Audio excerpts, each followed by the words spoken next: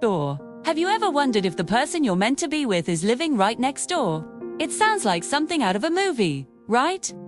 Well, for me, it was very real, and it all started on a night when the world went dark. I used to live in this big old apartment building. I'd lived there for about a year, and honestly, I barely knew my neighbors. We'd exchange those awkward little nods in the hallway, but that was it. My next-door neighbor, Alex, was just a name on a mailbox to me. I'd hear faint music coming from his apartment sometimes, or the occasional sound of a dropped pan, but we'd never actually spoken. He was just a ghost on the other side of the wall. Then came the storm. It was one of those crazy summer thunderstorms that rolls in out of nowhere. The sky turned this deep, angry gray, the wind started howling, and then, with a flicker and a pop, everything went black. Total darkness. My phone was almost dead, of course, and I realized I had no candles, not a single one. Classic me. I sat there in the silence for a minute, feeling a little panicky.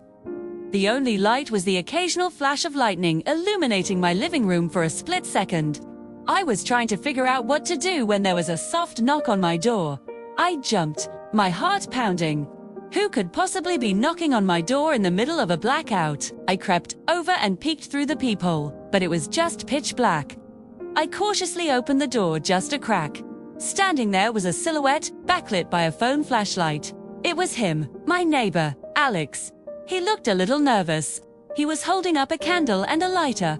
"Hey," he said, his voice friendly. "Sorry to bother you. I saw your lights were out too. Figured you might need one of these." I was so relieved I could have hugged him. I took the candle, and as he lit it for me, the small flame cast this warm, flickering glow on his face. And for the first time, I actually saw him. He had this kind smile and really gentle eyes. We stood there in the doorway for a moment, just two strangers illuminated by a tiny flame. "I'm Alex. By the way," he said from next door. "I'm Maya," I replied, smiling back. "You're a lifesaver." I was just about to start eating my food out of the fridge before it went bad. He laughed. I was thinking the same thing. "I've got some pizza that's not going to make it till morning. Want to share? It's better than sitting alone in the dark." And that's what we did. We brought our food into the hallway, sat on the floor between our two apartments, and had an impromptu picnic by candlelight. We talked for hours.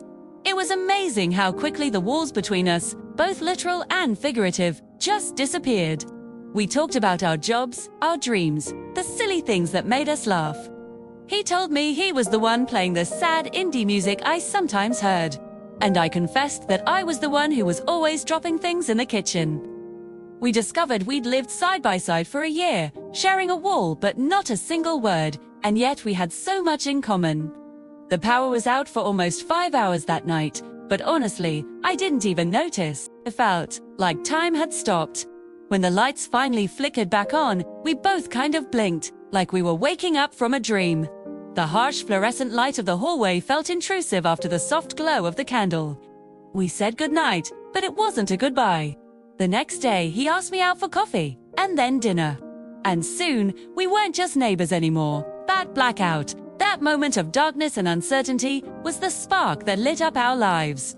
It brought us together in a way that 1,000 polite hallway nods never could. It's funny to think that sometimes all it takes is for the lights to go out to finally see what's been right in front of you the whole time.